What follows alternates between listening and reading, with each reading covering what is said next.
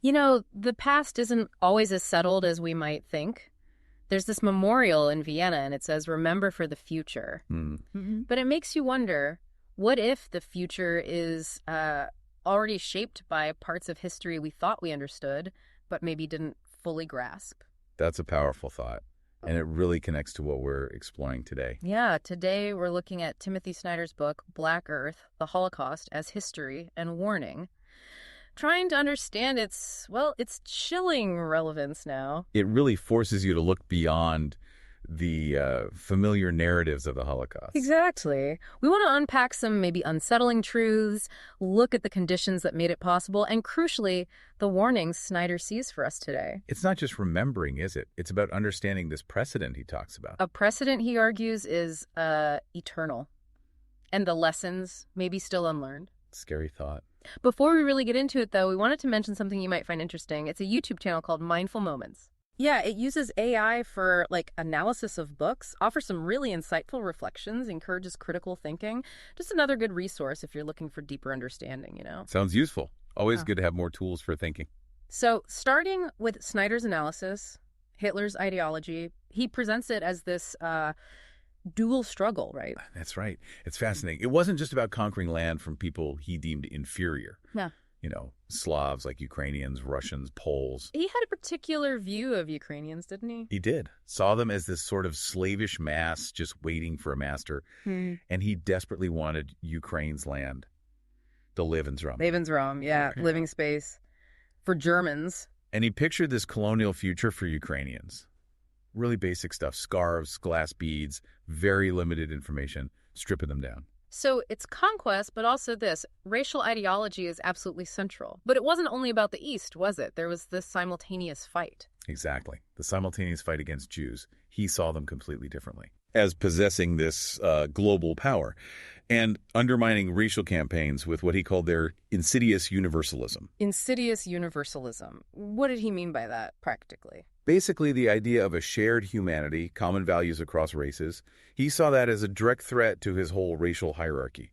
It challenged the idea that Germans were inherently superior. And he believed Germans had rights against both groups. Yeah, Snyder quotes this chilling idea: the rights of the strong against the weak, that's the Slavs, and the rights of the weak against the strong, that's supposedly the Jews controlling things globally. A bizarre justification for aggression on two fronts. Wow. So he somehow managed to combine colonialism, taking land, with anti-colonialism, fighting this perceived global power. Precisely. He twisted it all together. Yeah. Jews were somehow behind both the destructive power over the masses. That's the whole Judeo-Bolshevik myth. Right, blaming Jews for communism. And a source of weakness that Germans could exploit to beat the Slavs. He even saw the Bolshevik Revolution itself, which terrified many, as just preparation for German domination later. Because he thought Jews were pulling the strings. Yeah, this idea of a global Jewish power seemed to explain everything for him. Revolution, Germany losing World War I. It turned complex events into a vendetta. Okay, so that ideology is key. But then Snyder brings in this other critical factor, the destruction of states. Yes, this is absolutely crucial to his argument. It's a precondition for the Holocaust. How did that work in practice with the SS and the army? Well, the SS, under Himmler, had this mission of what Snyder calls deferred supremacy. Yeah. The army does the defeating, right? Oh. Wins the battles. Okay. And the SS comes in after the fighting stops.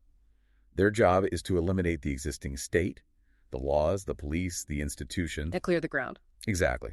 To clear the ground and impose what they saw as the natural racial order. It wasn't about immediate revolution inside Germany. It was a two-step process abroad. First, conquer, then destroy the state structure. So destroying the state creates the space, the lawlessness needed. Precisely. It removes protections, removes bureaucracy, removes any alternative authority. Look at Poland. Piłsudski's Poland. Right. Piłsudski and his circle, they actually saw empires like Austria, Hungary, or Russia as incubators of nations. They understood the danger wasn't some Judeo-Bolshevik fantasy, but the very real Soviet Union next door. So their focus was on building the Polish state. Yes. As a state, not as a race. But after Piłsudski died, anti-Semitism was unfortunately exploited for political gain, which weakened that vision. Still, the initial focus was statehood. And didn't Poland have a different approach to Jewish emigration than Germany? That's another fascinating point Snyder makes. Poland actually favored the idea of a Jewish state in Palestine. They actively helped Zionist groups, even trained Irgun fighters. Why? They saw it as a potential, maybe pragmatic solution for Polish Jews, especially with the European crisis clearly brewing. Germany, on the other hand, wanted Jews out, but actively opposed a Jewish state. Different motives, different policies. Then came Austria, the Anschluss in 1938. Snyder uses that as a key example, right? A perfect, horrifying example. When Germany annexed Austria, the Austrian state vanished overnight. And Austrian Jews instantly became stateless. Exactly. Stateless. Suddenly, the Nazis could do whatever they wanted, humiliation, theft, forcing them to flee. It was a laboratory for state destruction, creating vulnerability. A lesson they then applied back in Germany and elsewhere. And the world's reaction. The Evian Conference, meant to deal with the Jewish refugee crisis. A failure. A dismal failure. Showed the lack of international will when states were destroyed. And then Poland in 1939. The Nazis didn't just conquer, they actively dismantled. Deliberately removed institutions. Didn't replace them, just erased them. And Hitler actually saw the Soviet terror that followed their own occupation of eastern Poland and the Baltics. He saw that as useful. As a precursor. He knew the Soviets would disrupt things, carry out deportations, executions, nationalize property, which hit Jewish merchants and middle classes particularly hard, even though Soviet ideology was officially anti-Semitic. So the Soviets, by targeting capitalism, inadvertently worsened the situation for many Jews. Yes, economically and socially. It destroyed their livelihoods, their community structures, and it created this terrible hunger for the property left behind among the remaining population, made things much more volatile. There's that joke Snyder mentions, among Jews in Oak. Yeah, grim humor. The life preserved by Soviet power was life imprisonment, caught between two devastating forces. And this chaos, this state destruction by both Soviets and Nazis, sometimes led to strange alliances, didn't it? It did. You had groups like Ukrainian nationalists, the OUN, or even the Lehi group in Palestine. The Stern Gang. Right.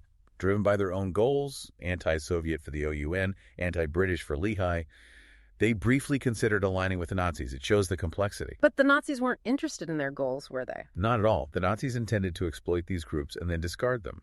Their priority was always racial murder, not genuine alliances or granting statehood.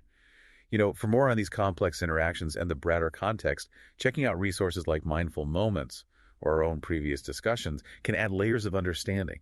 Good point. It's incredibly complex. Which brings us to Auschwitz. It's become the symbol. The ultimate symbol, yes, of the intent to murder all Jews.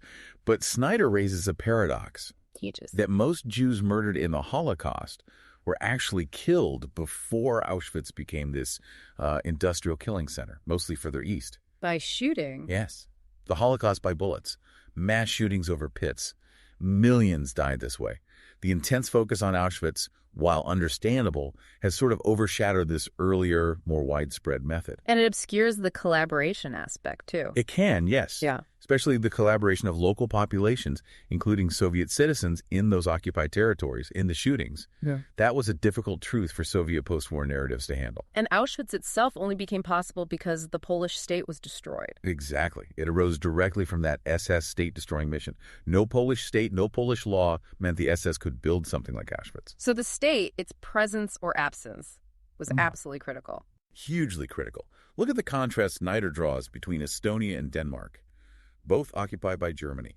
But very different outcomes for Jews. Dramatically different. In Estonia, almost total destruction of the Jewish population. In Denmark, where the state, its institutions, its bureaucracy, remained largely intact despite the occupation. Most Danish Jews survived. The vast majority with Danish citizenship survived because the state, even under duress, provided a framework for resistance, for collective action, for protection. It wasn't perfect, but it made a life or death difference. And where the state was gone, like in the general government in Poland or the occupied Soviet Union, helping Jews was far more dangerous. Far more dangerous. Without any state structure, any law to appeal to, rescuers were completely exposed. Whereas in Western Europe, even under occupation, some semblance of state authority often remained, offering potential buffers. Citizenship itself became a lifeline. Even discriminatory citizenship offered something. A status, a potential route for emigration, however difficult. Statelessness offered nothing but vulnerability. And bureaucracy, which we usually complain about. Ironically, yes. Bureaucracy could sometimes slow things down. create delays, loopholes, opportunities for someone to intervene, to maybe save a life. The absence of bureaucracy meant instant decisions, often fatal. But in those zones of total state collapse, survival often came down to something much more basic. Individual kindness, simple human decency in the absolute abyss. Snyder highlights these acts of rescue. People like Anton Schmid. Anton Schmid, yeah. Felix Sobieski, Kazimierz Joska, so many others. People who acted not for gain, often at immense personal risk. What motivated them, do you think? Just basic humanity, maybe. Yes, sir. A sense of obligation, perhaps outrage at what they were seeing, and need to just act like a human being when everything around them was pushing dehumanization. Can you remind us about Anton Schmid's story, just briefly? Schmid was a German army sergeant in Lithuania, in Vilna. He saw what was happening in the ghetto, and he just started helping. Used his position, got false papers for people, hid them, arranged transport to safer areas, saved hundreds of Jews, not for ideology, just because it was the right thing to do. And the cost. The ultimate cost. The Nazis found out.